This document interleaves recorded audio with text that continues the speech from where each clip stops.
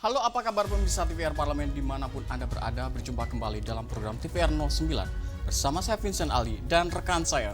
Saya Nazia Sudirja. Dalam 30 menit ke depan kami akan sajikan kepada Anda sejumlah berita nasional, khususnya dari sudut pandang DPR RI sebagai referensi Anda dalam memahami dinamika politik, hukum, ekonomi, sosial, dan budaya di Indonesia. Dan pemirsa TVR Parlemen, inilah TVR 09 selengkapnya.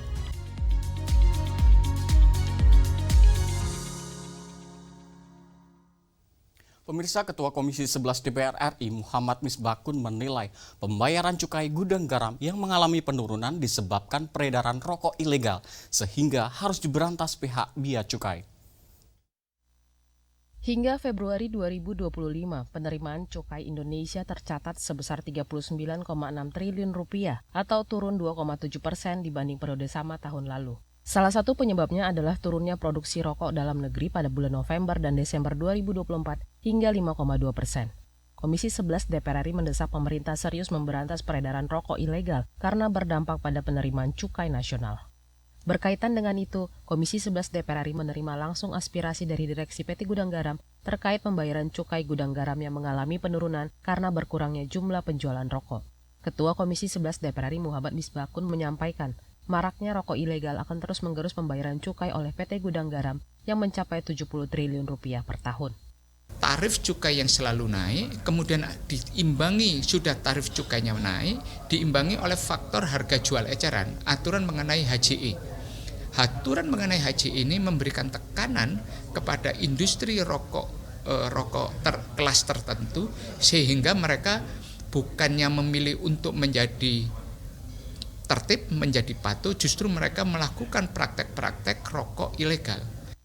Sementara anggota Komisi 11 DPR RI Muhyiddin Said mendesak Kementerian Keuangan perlu berkoordinasi dengan aparat penegak hukum untuk menertibkan peredaran rokok ilegal.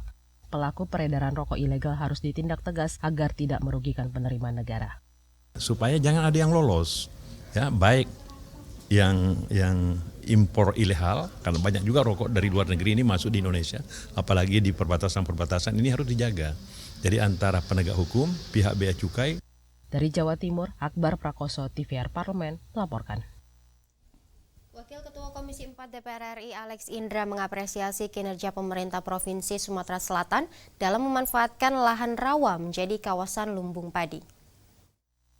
Kementerian Pertanian menargetkan penguatan irigasi lahan sawah seluas 2,3 juta hektar di tahun 2025 untuk mendukung swasembada pangan. 851 ribu hektar diantaranya merupakan optimalisasi lahan atau OPLAH. Komisi 4 DPR RI membenarkan perlunya normalisasi irigasi air di kawasan OPLAH, salah satunya di wilayah Sumatera Selatan yang dipersiapkan sebagai salah satu lumbung pangan nasional. Wakil Ketua Komisi 4 DPR RI Alex Indra mengapresiasi kinerja Pemprov Sumatera Selatan dalam memanfaatkan lahan rawa menjadi kawasan lumbung padi. Namun, saluran irigasi harus dinormalisasi secara optimal agar dapat meningkatkan potensi panen pertanian di kawasan OPLAH Banyuasin. Mendukung Astacita nomor 1 gitu loh, swasembada pangan, ya, bahwa itu harus dinormalisasi. Hasil panennya kita sudah lihat sangat bagus sekali dan kita berharap dengan normalisasi itu panen yang dari 1 kali bisa menjadi 2 kali dan yang area yang panennya biasanya 2 kali bisa menjadi 3 kali. Maka oleh karena itu harus menjadi skala prioritas. Anggota Komisi 4 DPR RI Saadia Uluputi menyatakan, Komisi 4 DPR siap membantu mengakomodir dukungan yang diperlukan Pemprov Sumatera Selatan dalam sektor pertanian untuk meningkatkan panen komoditas pangan sehingga mendukung terwujudnya program swasembada pangan nasional. Bahwa mereka menyampaikan agar pembangunan infrastruktur irigasinya diperhatikan karena irigasi menjadi salah satu faktor penting dalam bagaimana agar menstabilkan atau mengatur aliran air yang cukup gitu ya, baik masuk ataupun keluar ya untuk pengairan sawah. Dari Sumatera Selatan, Dadi Ramadan, TVR Parlemen melaporkan. Pemirsa, Badan Kerjasama Antar Parlemen DPR RI mendorong resolusi pembangunan berkelanjutan, khususnya bagi negara yang telah mengakhiri konflik. Kami hadirkan informasinya usai jeda, tetaplah di TVR 09.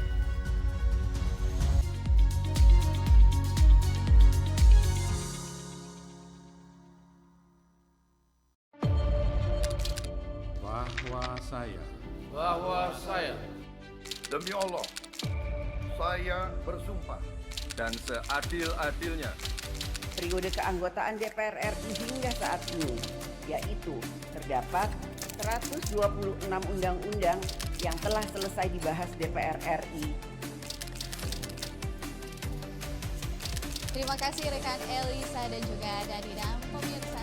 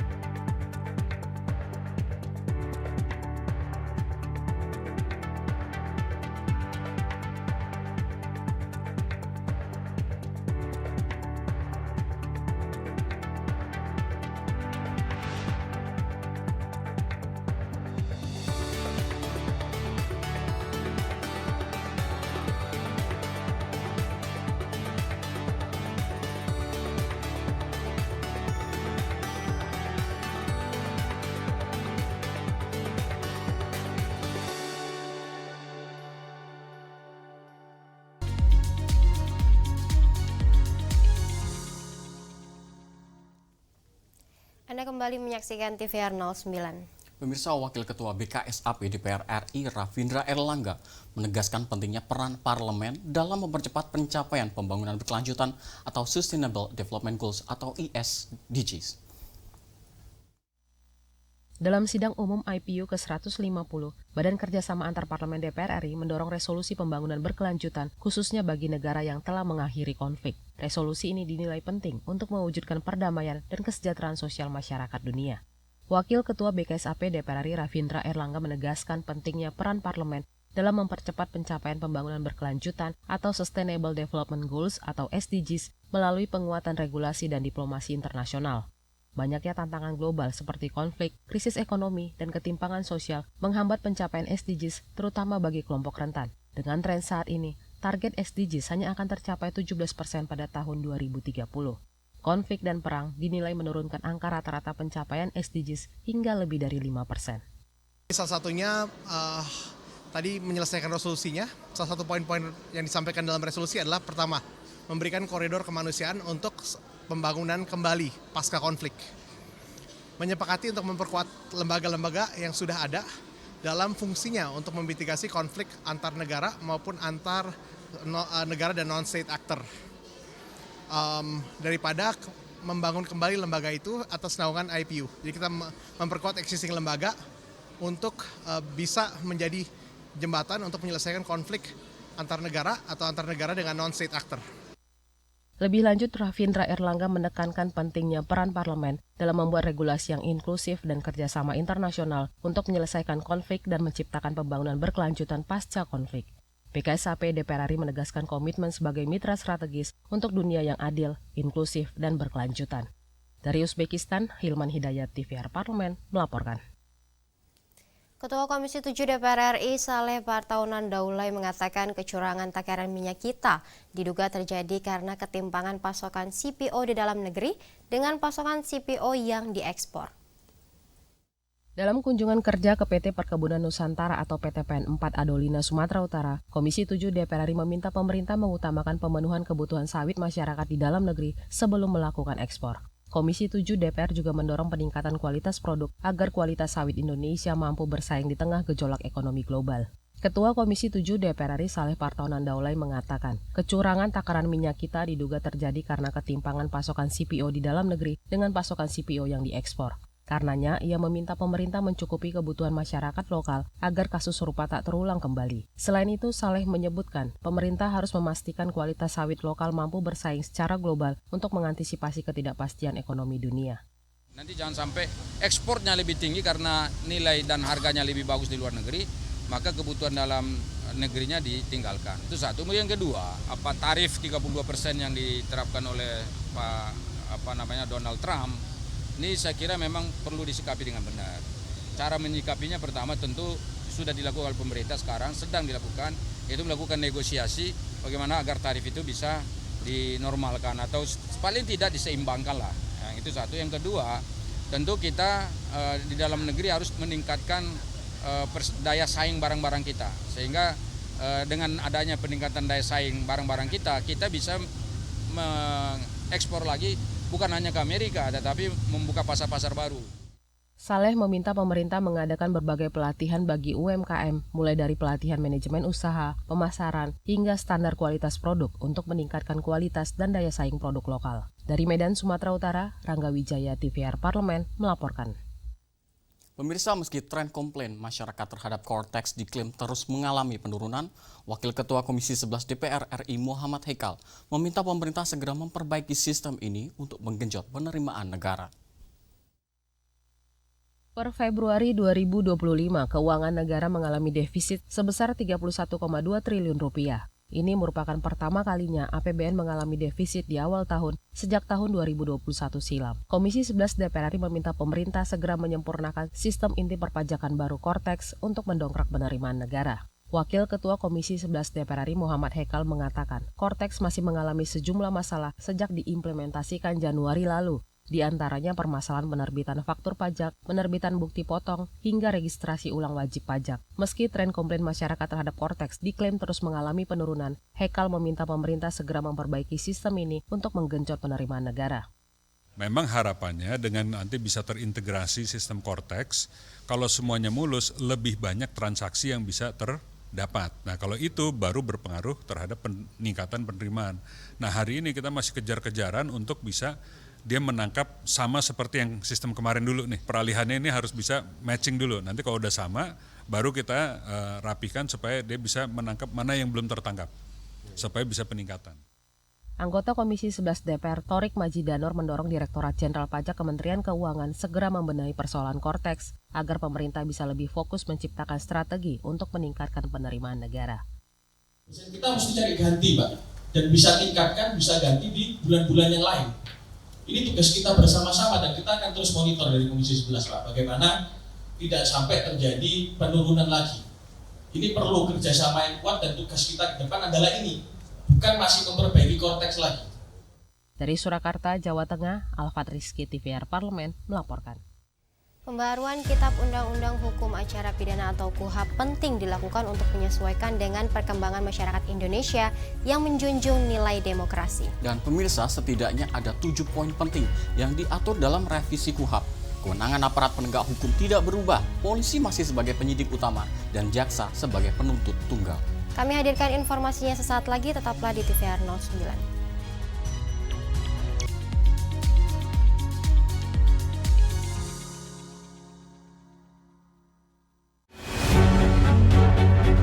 Dan ada satu kabar baik nih bagi juga pemirsa nih yang berencana haji.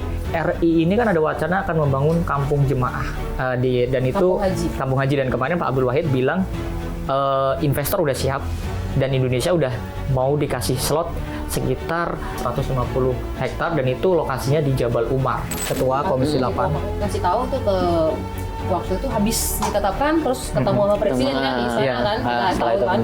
Itu kan Pak Marwan bilang memang Pak Presidennya itu sudah mengapresiasi karena DPR tuh jeli, dinilai jeli dan cermat tuh bisa. Betul. Pemerintah tuh cuma mau menurunkan 20.000 loh awalnya kata Pak Marwan. Tapi pembahasan di Komisi 8 itu kita bisa berhasil sampai 4 juta. Pimpinan yang lain seperti Pak Cucun juga mungkin meng-highlight soal ini kan ekonomi lagi nggak baik-baik aja nih. Iya.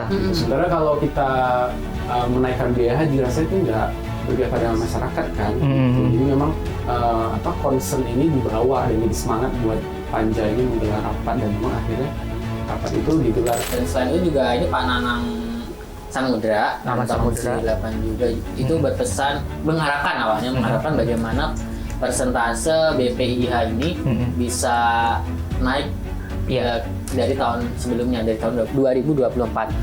Hanya di TVR Parlemen.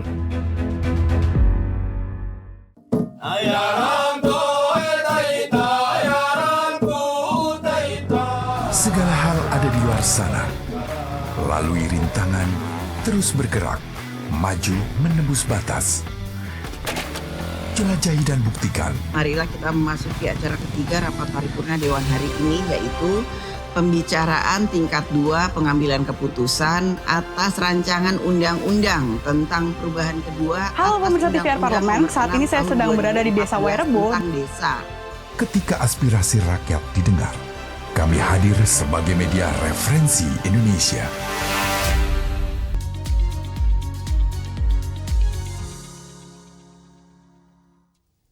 Anda kembali menyaksikan TVR 09. Pemirsa, rancangan undang-undang Kitab Undang-Undang Hukum Acara Pidana atau KUHAP memaksimalkan keadilan restoratif yang mengedepankan kepentingan korban dan ganti kerugian korban. Mekanisme keadilan restoratif dapat dilakukan di tingkat penyelidikan, penyidikan, dan penuntutan. Dan simak liputan mendalam yang telah disajikan oleh tim redaksi TVR Parlemen dalam segmen Editorial Parlemen.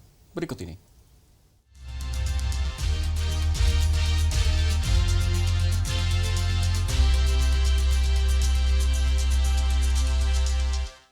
Seluruh prosedur penanganan pidana, mulai dari penyelidikan, penyidikan, penuntutan, hingga pelaksanaan putusan hakim telah diatur dalam Kitab Undang-Undang Hukum Acara Pidana atau KUHAP.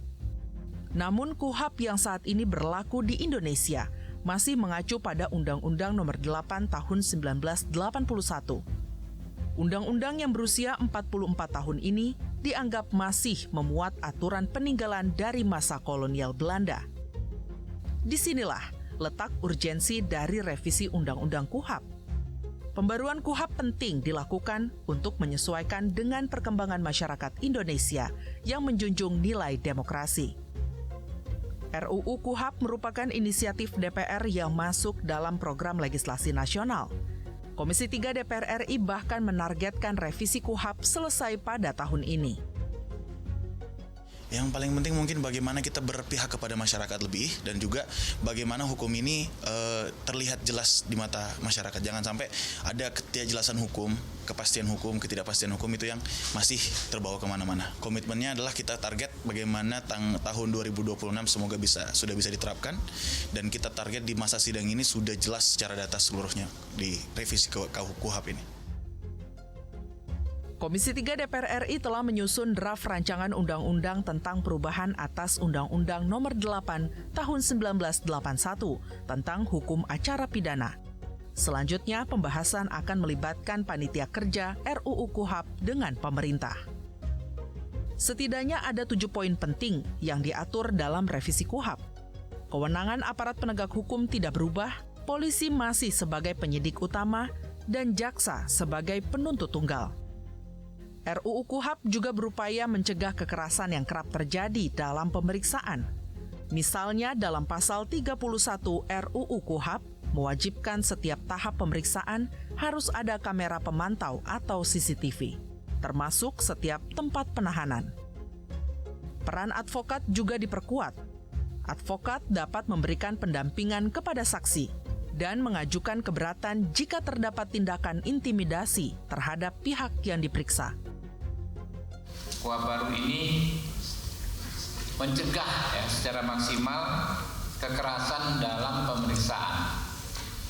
Karena di pasal 31 kami bikin pengaturan bahwa dalam setiap pemeriksaan itu harus ada CCTV, dan bahkan di setiap tempat penahanan itu harus ada CCTV. Di KUHAP yang baru kita mengatur advokat bahkan bisa menyampaikan keberatan dalam pendampingan apabila pemeriksa melakukan intimidasi terhadap orang yang diperiksa. Kemudian advokat juga bisa melakukan pendampingan terhadap saksi. Dan di KUHAP yang lama itu advokat hanya diatur mendampingi tersangka. Selain itu, RUU KUHP juga memaksimalkan keadilan restoratif yang mengedepankan kepentingan korban dan ganti kerugian korban. Mekanisme keadilan restoratif dapat dilakukan di tingkat penyelidikan, penyidikan, dan penuntutan. KUHP yang baru ini tidak lagi bersifat represif, tapi bersifat restoratif, bersifat menjamin keadilan bagi korban maupun terpidana. Yang paling penting adalah diintrodusirnya lembaga baru, yaitu yang namanya hakim pemeriksaan permulaan tadi atau hakim komisaris tadi. Nah, tentu dengan sistem yang kita anut ini, tentu kita ingin mencegah kejadian-kejadian yang terjadi. Misalnya kasus Vina Cirebon, karena alat bukti itu ya pihak penyidik mengejar pengakuan ya, sehingga kemudian ada timbul penyiksaan, timbul yang lainnya, diduga ada itu. RUU KUHP perlu segera terbit untuk menyelaraskan kebaruan dalam Undang-Undang Nomor 1 Tahun 2023 tentang KUHP yang berlaku efektif 1 Januari 2026. Mengingat RUU KUHP merupakan dasar hukum dari proses peradilan pidana di Indonesia, termasuk melindungi hak dari tersangka dan terdakwa. Mimpi besarnya adalah hukum dapat berjalan adil dan transparan bagi masyarakat.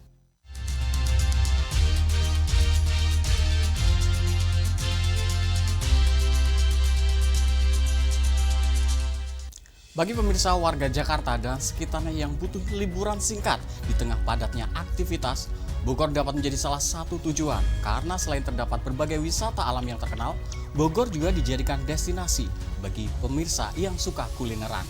Betul sekali nih Vincent dan juga pemirsa, salah satu lokasi kuliner melegenda di Bogor adalah Jalan Surya Kencana, di mana surganya kuliner Bogor berkumpul menjadi satu di sini.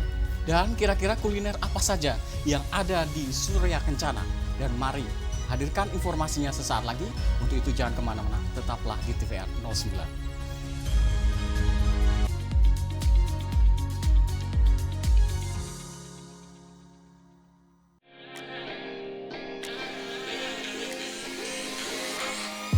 Kalau awal mula terjun ke dunia politik, karena saya ini sejak tahun 2000 jadi pilihannya Bu Mega, Presiden kelima, untuk menjadi perancangnya beliau.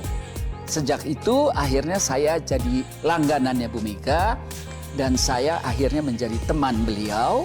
Politik itu adalah kehidupan. Latar belakang manapun, termasuk yang memiliki latar belakang kesenian, kebudayaan, itu layak untuk menjadi bagian dari kerja-kerja politik.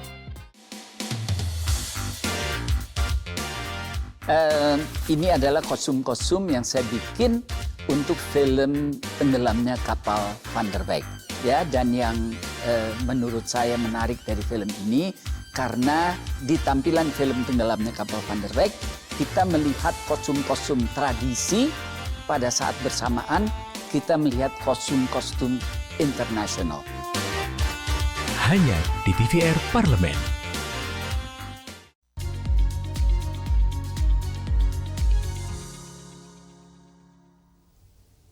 Terima kasih Anda masih bersama kami di TVR 09 pemirsa. Pemirsa, Jalan Surya Kencana merupakan salah satu jalan di Kota Bogor, Jawa Barat yang terkenal sebagai pusat kuliner. Salah satu yang terkenal adalah cungkring. Panganan yang disajikan dengan kuah kacang, disajikan dengan lontong dan juga peyek. Wah, menarik sekali ya. Dan tidak hanya sebagai pusat kuliner pemirsa, ternyata jalan ini sudah ada sejak zaman Belanda yang dibangun oleh Gubernur Jenderal Daendels pada tahun 1808. Kuliner apa saja yang ada di Jalan Surya Kencana? Langsung saja pemirsa kita saksikan tayangannya lewat Intips, informasi dan tips berikut ini.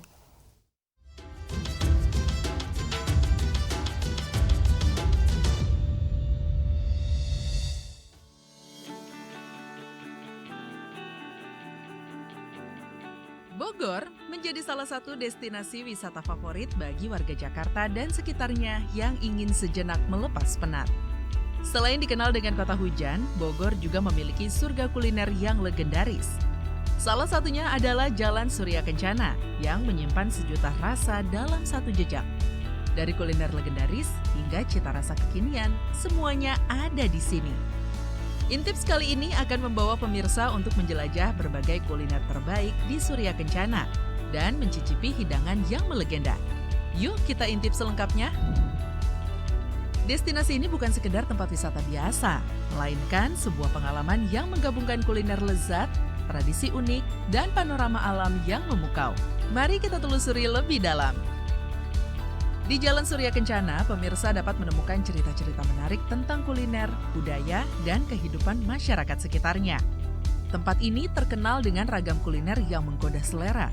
Mulai dari makanan tradisional hingga hidangan modern, semua bisa pemirsa temukan di sini.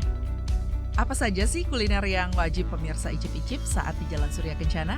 Let's check it out! Kuliner pertama yang wajib pemirsa coba bila berkunjung ke Jalan Surya Kencana adalah cungkring. Cungkring merupakan kuliner khas Bogor yang dibuat dari cingur atau bibir dan kaki sapi yang dimasak menyerupai sate. Cungkring dibumbui dengan bumbu kuning, lalu dipanggang hingga matang. Di gerai Cungkring Pak Jumat, pemirsa dapat menikmati cungkring dengan harga Rp17.000 seporsinya. Dalam penyajiannya, cungkring akan dihidangkan bersama dengan potongan lontong, peye, dan disiram kuah kacang kental. Wah, bikin perut keroncongan nih. Selanjutnya ada soto kuning. Soto ini adalah salah satu kuliner legendaris yang ada di Jalan Surya Kencana. Tak heran, soto ini selalu ramai oleh pengunjung. Soto kuning khas Bogor ini memiliki kuah kaya rempah dengan daging yang empuk. Berisi daging sapi yang empuk dan berbagai macam isian lain seperti paru, kikil, dan babat membuat soto ini begitu istimewa. Agar cita rasa semakin sedap, pemirsa dapat menambahkan sambal dan jeruk nipis. Jadi ngiler nih. Sangat cocok dinikmati di cuaca Bogor yang sejuk ya pemirsa. Tak lupa kita coba segarnya asinan gedung dalam. Perpaduan antara sayuran dan buah dengan bumbu kacang dan cuka membuat asinan ini punya rasa yang asam, manis, pedas, dan menyegarkan. Bagi pemirsa penggemar asinan, wajib untuk mencoba asinan gedung dalam. Dijamin, lidah Anda akan dimanjakan dengan perpaduan dan kesegaran rasanya. Makanan yang viral di Bandung ini dapat juga pemirsa nikmati di Jalan Surya Kencana, yakni bacang panas. Bacang panas berbeda dengan bacang biasa karena disajikan hangat-hangat. Bacang dipanaskan terlebih dahulu sebelum disajikan sehingga aromanya lebih harum dan teksturnya lebih lembut. Tersedia dua pilihan menu berbeda yang bisa dipilih, yaitu bacang nasi dan bacang ketan, yang isinya berupa daging ayam atau daging sapi. Seporsi bacang panas dihargai Rp10.000 dan tambahan Rp5.000 bila ingin diberi topping berupa tetelan atau jando yang gurih, kenyal, dan nikmat. Yang terakhir, bila berkunjung ke Jalan Surya Kencana, pemirsa bisa mencoba bakso bening. Bakso ini disajikan tanpa sayuran, berbeda dengan bakso yang kerap kita temui di tempat lain. Menu pelengkap bakso ini adalah kue tiaw dan mie kuning telur. Ciri khas bakso ini adalah bakso halusnya yang tidak terlalu besar. Tekstur baksonya tidak lembek, sedikit garing, namun tetap empuk ketika digigit. Rasa dagingnya juga masih terasa di lidah. Seporsi bakso di sini harganya dari Rp15.000 saja. Aduh, jadi makin lapar nih pemirsa. Itulah tadi kuliner khas di Jalan Surya Kencana yang akan memanjakan lidah pemirsa. Selain kulineran, tempat ini juga menyajikan sejarah dan kearifan lokal. Sepanjang jalan terdapat banyak bangunan tua bergaya kolonial yang masih terjaga keasliannya. Pemirsa tak hanya bisa mencicipi makanan enak, tapi juga dapat menikmati sejarah dan tradisi yang pernah ada di jalan ini. Suasana semakin hidup dengan obrolan pelanggan, suara pedagang yang menawarkan dagangan, dan dentingan alat masak yang sibuk bekerja. Jadi, tunggu apa lagi pemirsa? Ajak keluarga, teman, atau pasangan kalian untuk menjelajahi sejuta rasa dan keindahan di Jalan Surya Kencana. Sekian liputan Intips kali ini, sampai jumpa di liputan Intips berikutnya.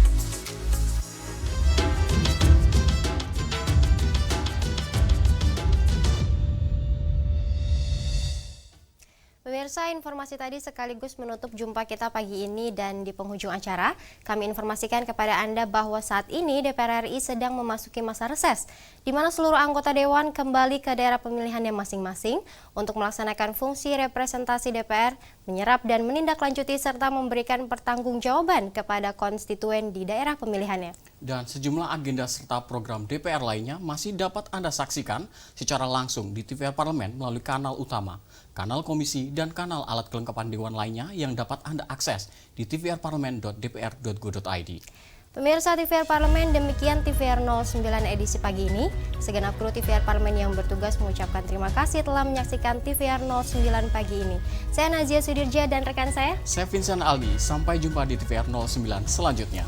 TVR Parlemen, referensi Indonesia.